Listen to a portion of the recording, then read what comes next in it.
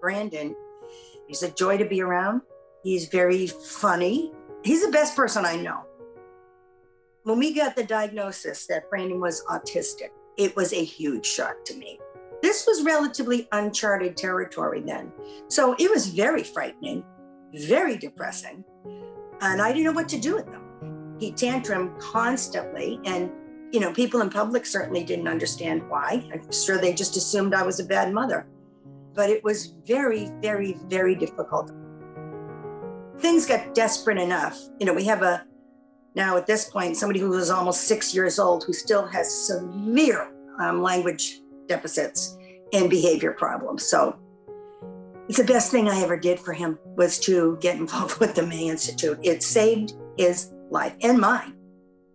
Brandon's assistance from the May spanned about 4 years.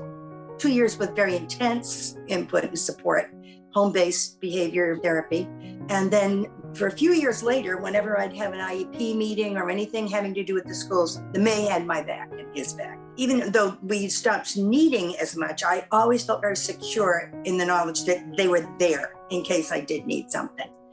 The biggest changes that I saw when Brandon was involved with the service was a decrease in his frustration because he was getting language skills. Not to mention that he began to eat food that was not chocolate or pasta. We kept very careful records, so I could see where he started and where he was winding up. It was very gratifying. When I look at him now, the contrast is so dramatic.